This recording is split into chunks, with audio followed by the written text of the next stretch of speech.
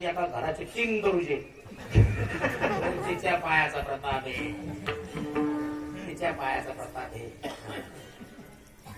लक्ष्मी पायात असते.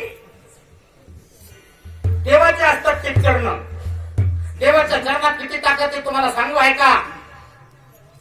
देवाच्या चरणात किती ताकद आहे राजा बलीला विचारा. तरी चरण भूमी मागत होती बाबा.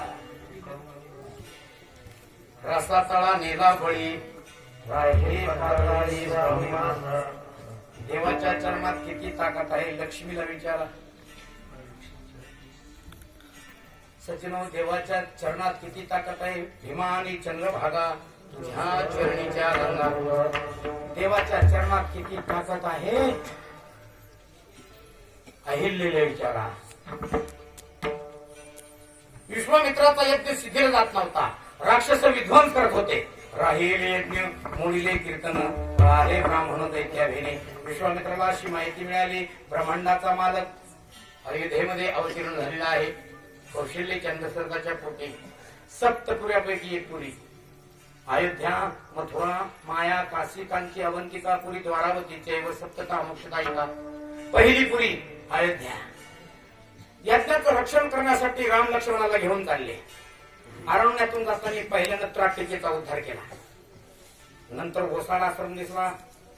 प्रभू रामचंद्रांनी त्या घोसाळा आश्रमाची माहिती विचारली की गुरुवर्य हा आश्रम कोणाचा आहे. हा वस्ता पडला. तिथलची झाडं मुळासहित वाळले. चिटपाखरू सुद्धा इकडे प्रवेश करत नाही. अशी स्थिती का झाली आश्रमाची. विश्वामित्र त्या आश्रमात ठिकठिकाणी हिंडत असताना, त्या आश्रम धावत असताना आश्रमाची माहिती सांगत होते की एका महान तपस्वता गौतम ऋषीचा हा आश्रम आहे. गौतम ऋषीची पत्नी अहिल्या तिचा उपभोग इंद्राने घेतला म्हणून शाप द्याला शिळा हो. आणि कथा सांगत असताना प्रभू रामचंद्राच्या चरण स्पर्शानं ती शिळा होऊन पडलेली होती. ती पूर्वत अहिल्या झाली. शिळा मनुष्या झाली ज्याच्या चरणीची चाली.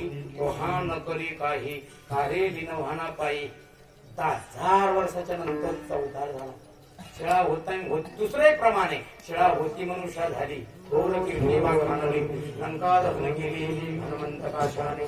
तिचा उद्धार करून सिद्धाश्रमावर गेले विश्वामित्राच्या. विश्वामित्रानं प्रभू रामचंद्राला अस्त्रास्त्र विद्या शस्त्रास्त्र विद्या सर्व काही दिल्या.